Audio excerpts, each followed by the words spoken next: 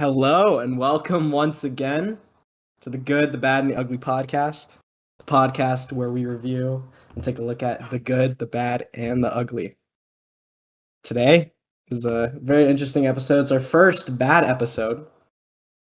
I'm your host, Chris, and I'm here along with Bryan, the fabulous Bryan.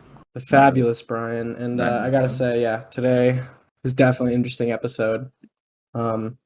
So we mentioned it last episode briefly near the end of the podcast, what we'd be reviewing next. And I wasn't prepared for the absolute shit show that we had to endure listening to this album and watching this movie. I think Bryan can attest to that. I think you're downplaying it a little bit, actually. I think this was actually way beyond atrocious to me. It was actually the worst thing I've ever seen from Jim Carrey and Steve Carell.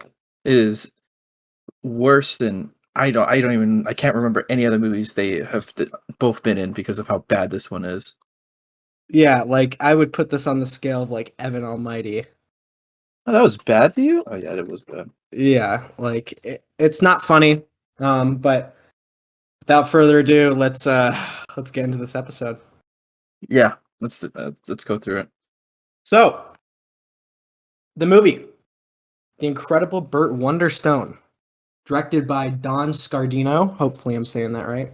And it's a 2013 comedy starring, like we previously said, Jim Carrey, Steve Carell, Olivia Wilde. Oh, my favorite. And Steve Buscemi as well.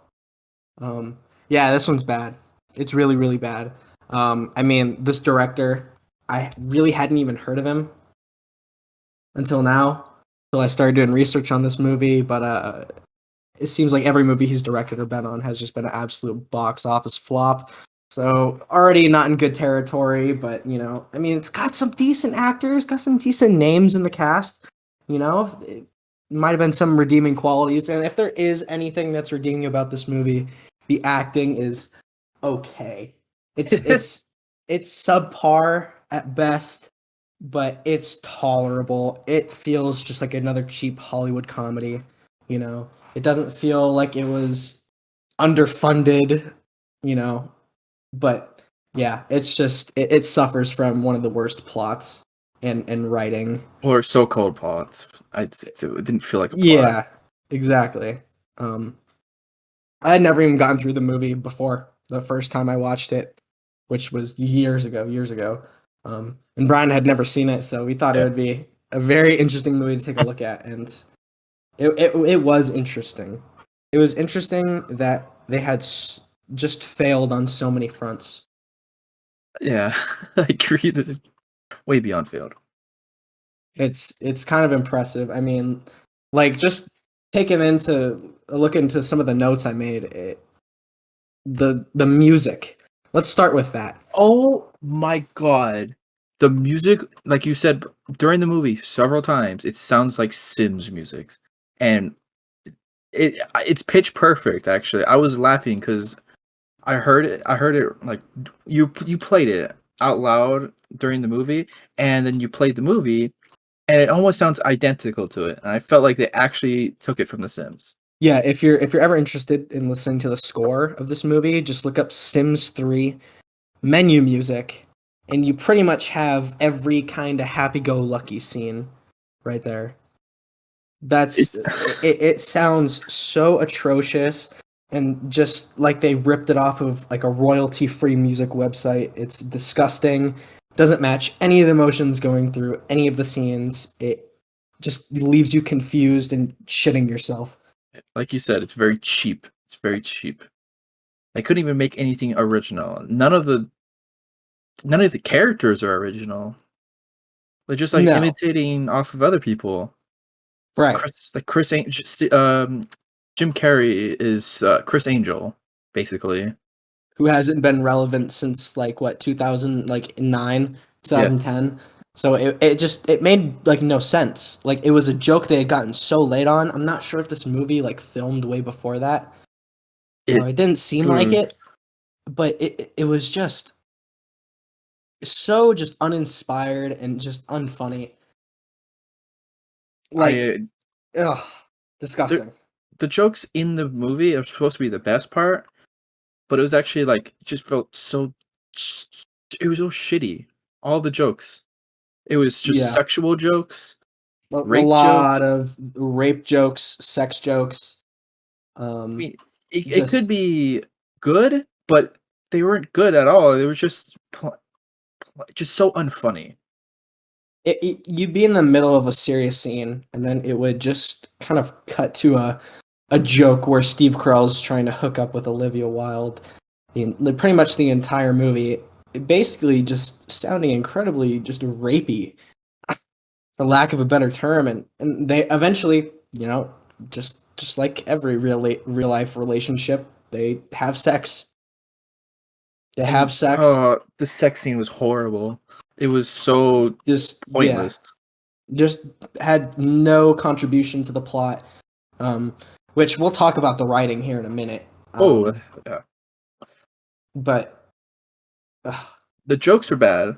It was poorly timed. There was like a suicide joke, and then it cuts to Jim Carrey saying, "Oh, I gotta hold my piss in for a week straight," and it's just like the jokes are just so far from each other and so like they're all unfunny. I only laughed twice in the movie, which is surprising, but the jokes were just either oh it's just a piss joke, oh it's like my niece has scars on my arms. It's like what are these jokes? It's just not funny, yeah, there not was a lot clever. of piss jokes, poop jokes, haha, funny, hurting myself jokes.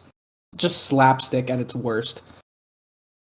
I mean, you have Yeah, like classics like the Three Stooges, which kind of made slapstick what it is. And what's really unfortunate is you see movies like this just kind of take advantage of that oh yeah. and just rebrand it into this cash cow of a shitty movie. I mean, it didn't And make money, so it that's didn't make good. money. Yeah, this kind of sticks with the theme of the bad, right? The bad is pretty much just box office flops, and this perfectly encapsulates that term. Like, Because it made 27 million off a $30 million budget, and that's not right. including the advertisements they put on. If they put advertisements on this movie before it came out. Yeah, and you could tell the money was or the movie rather was desperately trying to make money with all the product placements, Oh, even Trojan condoms. it's Trojan condoms. the most outrageous. Just very like it was during the sex scene. He's like, "Look at this! What's behind your ear? Oh, here's a Trojan condom," and then points it at the camera and just like it was just so like, why? Why is this in the movie? Yeah, just beginning to end, it's a failure. The movie feels like two separate movies almost. I would say almost three.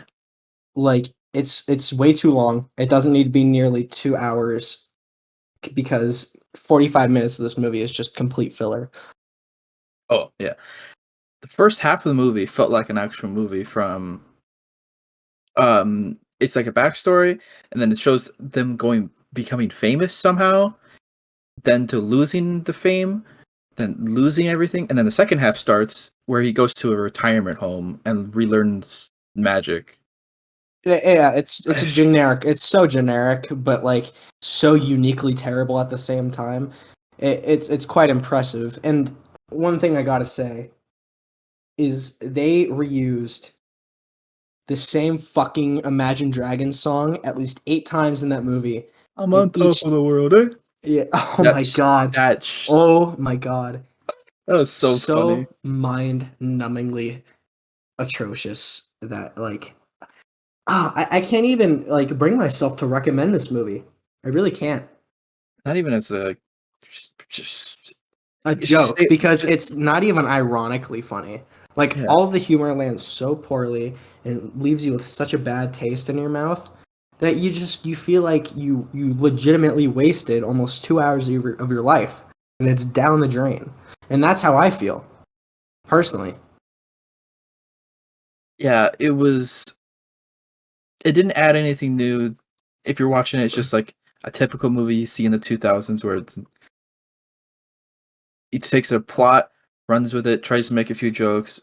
Sometimes it might be funny or hit or miss, but this one just felt worse than that. Just felt they just kept it was just punches in the gut of shitty jokes. And it was just horrible to watch.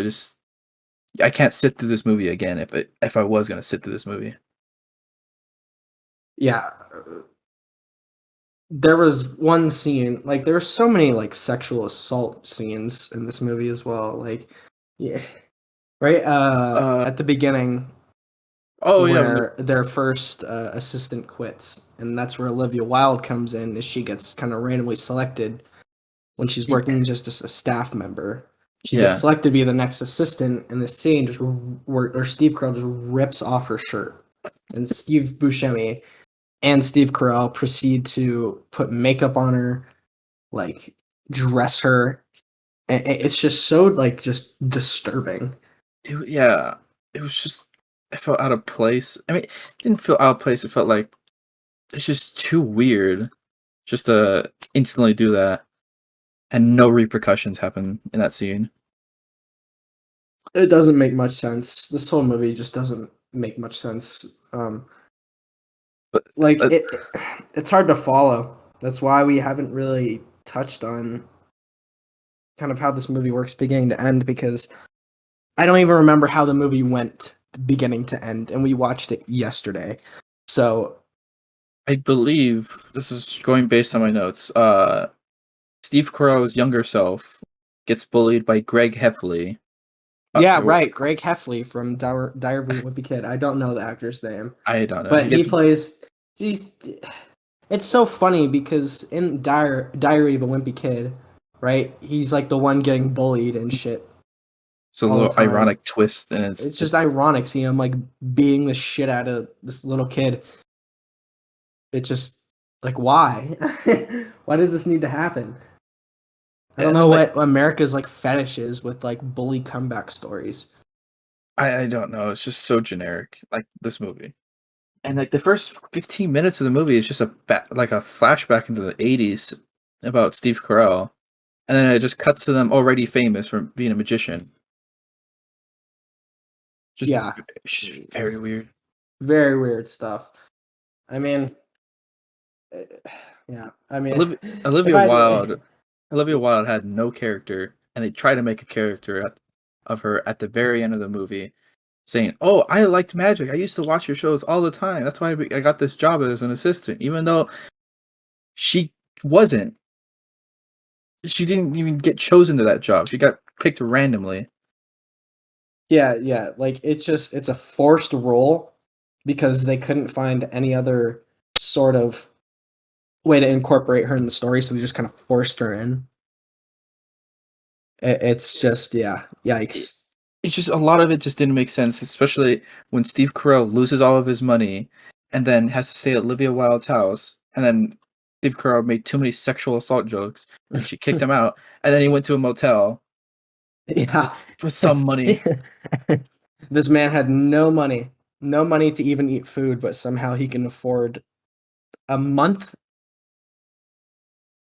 I think a month went by of him staying in that motel, which is like, how can he afford that? That's more than like rent would be. If you're paying like $70 a night, it's roughly like $2,000, or more than $2,000 actually, on just a motel, a shitty motel. So this is 100% going to be a short episode because there's so little to say about these movies, or this movie and album, which we'll get to in a bit here. There's just no redeemable qualities about them. Little to none. Maybe some funny jokes sprinkled in, more in the lines of making fun of the movie rather than laughing at the actual punchlines. I hated how they treated Steve Buscemi throughout this movie. Like he was like the butt of every joke for no reason. Yeah, like, literally for no reason. It was just him getting just beaten down by ugly jokes. Everyone hates him for some reason. Yeah, I never understood like that It that was arc, I guess, that character arc, that running joke of always shitting on Steve Buscemi. It just, yeah, it didn't feel it should have been there. I don't get it. And then Steve Buscemi leaves the movie for like good 30 minutes, and then it says that he was oh no, China, where we're in a poor country, Cambodia, I think. Cambodia, giving out kits to younger kids instead of food and water, which I laughed at because that just seems so stupid. But that's where it's just Like it is like so ridiculous. and it Like doesn't make sense why he was there or just yeah, like it kind of propped him up as like the sane one, the good guy of the duo, right? Because Steve Carell oh, is kind of like that polar opposite. He's very narcissistic. He's a pompous asshole, and and Steve he's Buscemi is the rapey. more reserved, humble guy. So it just made no sense to look him or to kind of treat him like an idiot by It's, just kind of singling him out, making him look like a bad guy. especially the joke that was made in that same scene about like oh he's supposed to be a humble guy, oh he's going to charity, and then he makes a scene. Oh, I'm just giving out magic kits here in Cambodia. Yeah, it's Doesn't honestly like a joke straight out of The Office. oh yeah, that does feel like that. Such it's just but it was a joke made by a character that just doesn't make sense. Hmm. And Right. oh, also the CGI in this movie was Oh, atrocious. oh Like my god. they couldn't actually do magic tricks, so they actually like there was a magic trick like a bird coming out of a salt shaker, and it would be cool to see it, but it was just a CGI bird coming out of a salt shaker and then runs And into just, just yeah, runs into a window. yeah, it runs into the fucking window. And the explanation of like how the bird was able to do that was they deboned it. I don't know if that makes it any better if explaining how they did it. I'd rather just them just not say anything and just be like, I just stuffed it in there. It's all right. Yeah, honestly, a middle school student who likes comedy could have written better jokes. Maybe in So, elementary. Ooh. yeah, I mean, with all the poop and fart and Uh, piss jokes in this movie, it feels so immature. Like there's a difference between, being an extremely immature movie like this is and laughing at the irony of laughing at a fart joke, right? Like yes. it's so bad it's good type comedy. This is just bad. It's just unfunny and just painful to watch. And also the magic tricks are supposed to be well, I guess the main thing. But Steve Buscemi didn't do any of the magic tricks. It would every time they start it, it would cut to their hands doing the trick. And then when the trick is over, it would cut to their full body and actually see them when the trick is done. So you never see them do the actual trick. You just see someone else do the trick, and then it cuts to them finishing the trick. It was so lazy. Very lazy. And that's kind of the sentiment I get from this movie is just laziness. Yes. Yeah, I, I mean, so lazy in fact that I'm gonna stop talking about this movie because it's atrocious. I don't recommend to watch it, but if you really want to put yourself through it, it's on. I don't think it's available to stream anywhere. I think we had to rent it we off had of to rent it YouTube. on YouTube. How And convenient. oh yeah, by the way, interesting enough, when you rent this movie, I don't recommend you should, but if you decide to, you can only rent this movie in standard definition. You cannot get the HD version, at least not on YouTube. But you're It's paying like the same price, I think. yeah, So it's like $2. It's $2. I mean, like whatever, it's but $2 that you could spend on 2 large Sprites at McDonald's, or a McChicken, or I don't know, it just toenail clippers at the 99-cent store. It doesn't matter. Use your money, save it. yeah, I don't know. Buy or Dogecoin. or Do Dogecoin. anything except watch this movie. It's horrible. Or you So can put that $2 into another movie and watch Half of the yes, Cent because that's like $4. But yes. that's a way better movie. Lastly, before we move on to the next thing, I Yeah. wanted to talk about Jim Carrey because I felt not Jim Carrey, yeah, Jim Carrey, because I felt like we didn't talk about him a lot because we talked about Steve Carell and how Yeah, god Steve awful. Carell being an asshole. Jim Carrey is supposed to be the contrast to him, but he's he's also an asshole. And So it's just this movie's just filled with assholes. yeah, but just Everyone. my favorite thing about what Jim Carrey did is at the very end of the movie, he gets his head drilled in by a drill by himself, Right. and then as he's being dragged away, he sees Olivia Wilde and he says, "Oh, boobies." Yep. And is squeezing imaginary boobies. This It was- is the level of humor in this movie. I felt where bad for Jim Olivia Wilde. Carrey, one eye crooked, squeezing the air, saying "boobies." This, if one joke could explain the whole movie, it's that one right there. So Yeah. watch at your own risk. We forgot about the ending. How they did the big final trick. That's supposed to. It's the end all for them. Like, oh, we have to do this big trick to one up everybody, which is pretty much drugging, kidnapping people, and putting them in a different location. They said, "Oh, we're making the audience disappear," but they're just drugging people with like this plant they found in Cambodia, and then just they take them outside. Kratom, by the way. Kratom, which I don't think it actually does what it does in the movie. No, it doesn't. They didn't research it at all. But they just drugged them, took them to another location, and just set them up. It was so like stupid. What I find funny. Sorry to interrupt, but what I find absolutely hilarious is the scene where they drug everybody. And these people are like wake up, them. and then you see Steve Carell and Steve Buscemi kind of opening up their arms, and then the Imagine Dragons song comes on. I'm on top of the world. It's just absolutely hilarious.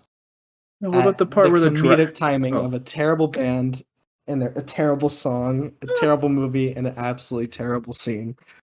It's the climax of absolute dog shit. Cooked in piss. It's the other funny thing is when it showed like after the movie ended, like how they did it, and it was pretty funny because they're just dragging people and throwing them in the back of a U-Haul. I thought that was funny, but that was like the only clever joke they did because they're like picking up people, rolling them down the stairs, just like ragdoll. Like I thought that was just funny, and that's the only thing that actually made me laugh that they intended on. Yeah, that was pretty funny, for sure. Yeah, and that's it. That's the only thing Yeah. So, The Incredible Burt Wonderstone, again starring Jim Carrey, Olivia Wilde, Steve Buscemi, Steve Carell, directed by Don Scardino. It's an absolute trash heap. Watch at your own risk, man. It's pretty bad. It's pretty damn bad. Very bad. If anything, I would recommend, I don't know, getting drunk, getting high, kind of numbing yourself to the pain that this movie is going to cause. And speaking of pain, speaking of absolute pain, we listened to a certain album by a certain artist, didn't we? Yeah, that certain album should have had a roast of its own. So instead of the artist. Yeah. So it's April, right? 8 months perfect from Christmas. Perfect for the season, right? We reviewed a Christmas album. Not like a classic Christmas album, one of the good ones. Well, you could have called this a classic because there's nothing original in this shit. Yeah, I guess you could, but yeah. So without further ado, the album we reviewed is Under the Mistletoe by Justin Bieber, 2011 Christmas R&B pop piece of shit. You know, and going into this album, like I guess it was popular back when it came out. It debuted at number 1 on the Billboard 200, by the way. I don't know how I guess happened. It was extremely popular. Sold like over 200,000 units in 1 week. It's before I even listened to it, I could smell it. It just smelled of rotten teen boy pop star, you know. For the most part, it's the cover art, exactly. The cover art is disgusting. and generally speaking, I'm kind of over the Justin Bieber hate. He's grown a lot.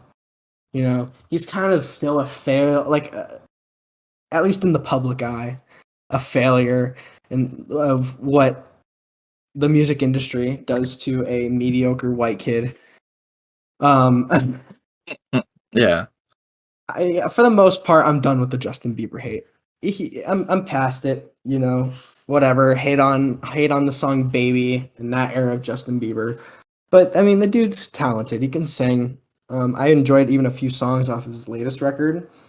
Um, Peaches is actually pretty nice little R&B ballad with Daniel Caesar and Giveon. Highly recommend listening to it. It's a bop for sure.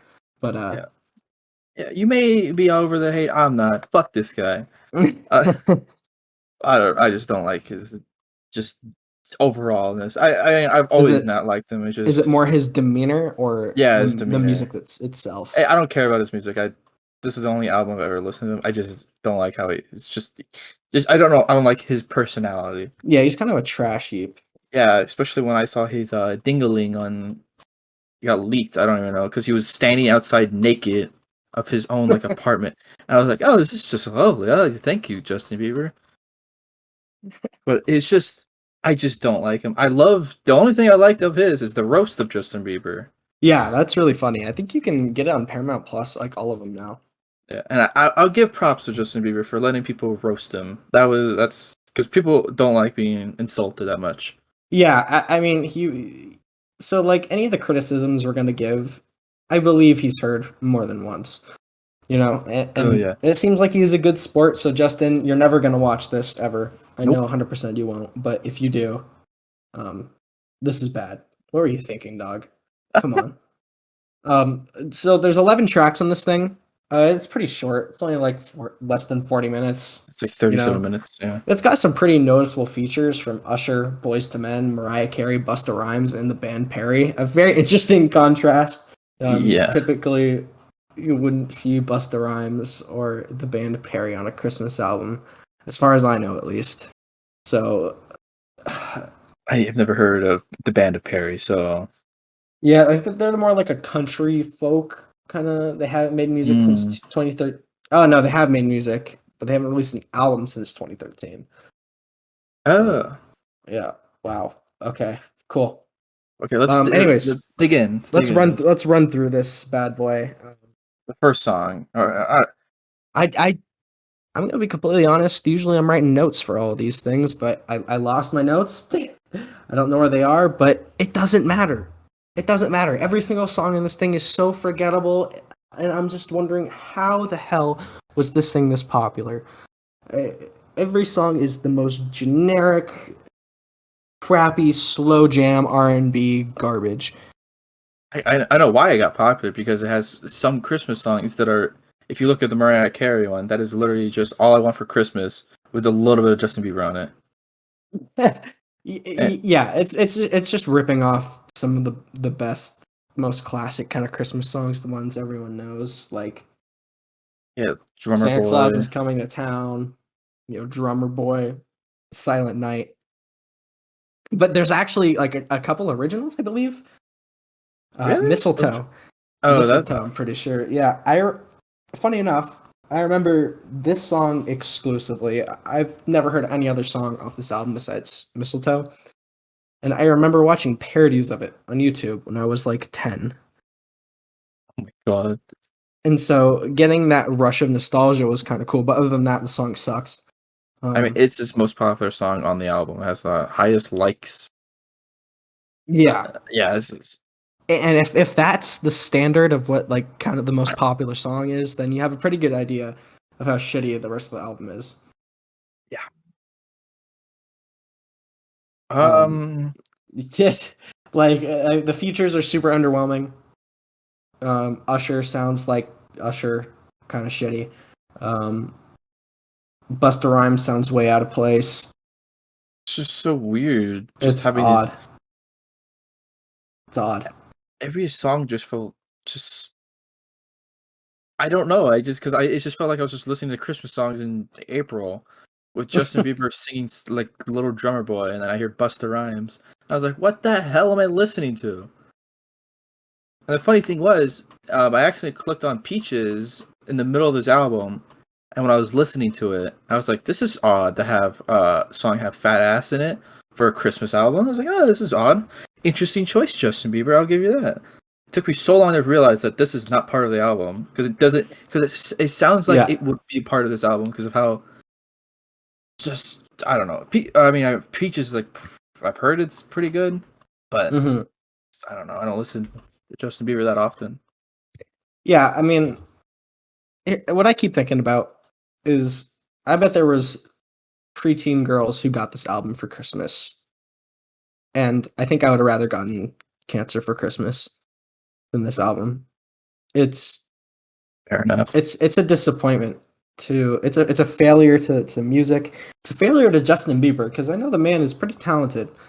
You know, he has the ability to create music, and just kind of hearing how commercially exploited he was at this age.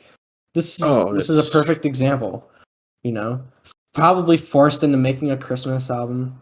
Yeah, so it sell millions, which is just record companies probably to this day still are just shitty, money hungry corporations. It's not nothing different. There's a lot of corporations. The last movie we just reviewed is a money hungry, greedy corporation making a shitty movie with Steve Carell and Jim Carrey.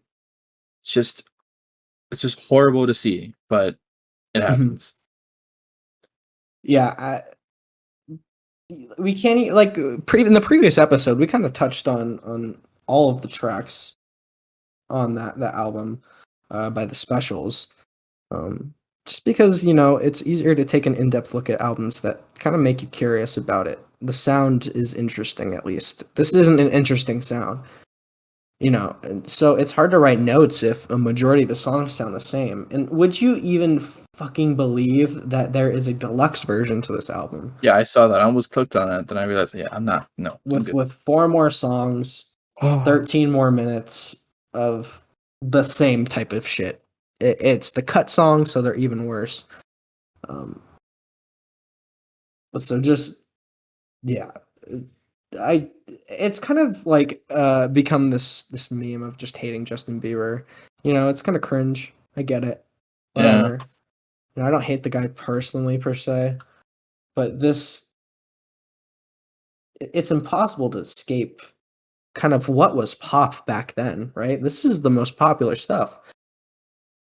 Yeah. And it's embarrassing. It really is how kind of weak people's ears have gotten over the years. It's just I don't know what else to say about this album. Just sucks to be Justin Bieber at that time. Right. It 100%. Because, like I said before, it feels like a commercially exploitive album that's just not interesting. It sucks. Just like the movie. And watching and listening to both of them back to back on the same day was terrible. It was a terrible idea. It was a terrible idea. I'm now so much more mentally incapacitated than I was previously. So, well, I don't know why people listen to this album 2011 when Streetlight Manifesto was popping up. Yes, of course, the ska lord. Yes. Yeah, Streetlight was popping up with an album from 2010, but it's much better than that. Actually, hold on, never mind. 2010 is the album where they released the songs. Okay, you see how Bryan's going on a rant about ska? Because no one listens to ska. This is reflective of how he is outside of the podcast. Hey, it's good music, and you guys shit on it all the time. All right? We shit on it not because it's a bad genre, because it's the only genre you like. Well, I like some rock. Yes, rock with horns and trumpets. Okay. Oh, okay. Whatever. It's fast paced. Is that type of rock, right? Yeah. Okay. Whatever. So ska. Yeah, what? Oh, I mean, I'm pretty sure we're gonna be talking more about ska during the bad so I'm just bad or the other. Yeah, So we'll definitely have to take a look at some pretty garbage ska albums over the year, like Bare Naked Ladies. Oh man. that's a goodie right there. That's my I loved it back in high school. I wouldn't stop playing that fucking song. Yeah, 1 week. One Yes. week. Horrible, horrible song. Um anyways, we're getting a little off topic here, but again, Yeah. short episode. Not much to Alright. say about these, you know. Yeah. When, you have movies that are so bad they're good, which is kind of what we'll be doing next time around. Yes. With a movie I've been wanting to see for a while because it's been repeatedly on Netflix and streaming services like Netflix that Yeah. my interests have peaked. My curiosity has peaked. This movie is called The Starving Games, one of the really shitty satire parody movies, kind of like Scary Movie or a Date Movie or one of those. Disaster. Yeah. It's it's reference humor. That's what it is. Yes, exactly. And this one it seems like so bad it's good. And like I hope it is. unlike The Incredible Burt Wonderstone, it's like I said, like so just not it's not even ironically funny because none of the humor lands. It's just horrible. It's horrible. Same with the album. So episode was kept short. Yeah. All in all. Before we ended it, I guess. I just saw the Mortal Kombat movie and I really like that. I've yet to see it. I just want to talk about it like 2 minutes because of how it was. No, I'm sorry. Okay. Nope. Bye. Nope. Sorry. Bye. All right, go ahead. Okay. The movie was very shitty and great. Chris, what are you expecting to go see in the Mortal Kombat? Good acting or good action? Good. Definitely not good acting. 100% not. Yeah. Oh, good, because that's what exactly it's not in the movie. Actors, basically. It's just action scenes with so much gore in it, and it's just so amazing. I was fucking just juiced. Yeah, it was so cool, and I really love this movie because kind of like the John Wick movies. Same kind of way. Just because Keanu Reeves is not really that good of an actor. No, but he delivers the action scenes very well. So the Mortal Kombat movie definitely seems kind of more along those lines, and so I'm definitely curious. Yeah, you definitely should check it out. Just turn your brain off. Just watch it. If you know what Mortal Kombat is, you know the characters. Yeah, it's good. There's not like too much like fan service. I mean, there's fan service, but it's not a lot of it. Like there's still the get over here thing. But of course, you gotta have the Scorpion get over here joke. But I felt like they did a good job with it. If that makes it. It was like one bad thing I could say about it. It's like 40 minutes of it is just plot. I didn't care. I just didn't care. No.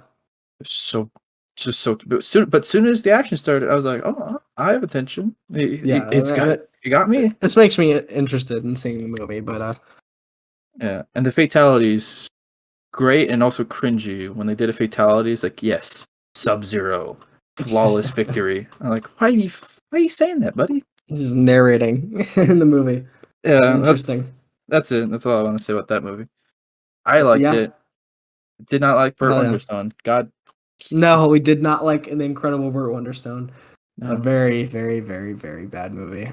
Yes. Yeah. So, anyways, next week we'll be reviewing The Starving Games. As part of our ugly episode, our first ugly episode.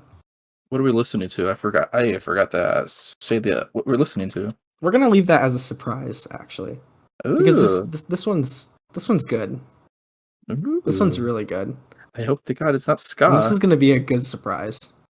So, anyways, everyone, thanks for listening. Please stay tuned.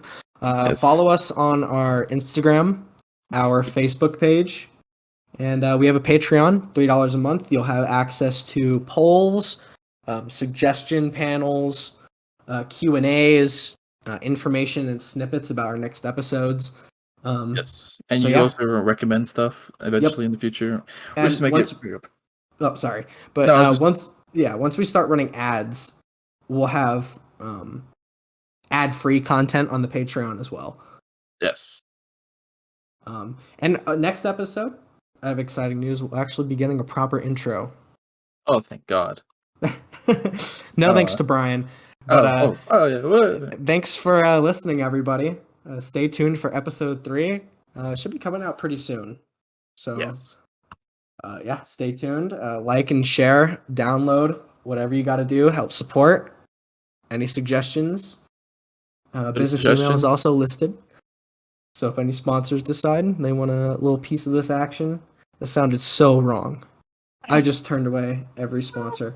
Anyways, thank you everyone for listening. I'm Chris. I'm Bryan. And thanks for listening to the Good, the Bad, and the Ugly podcast. All right.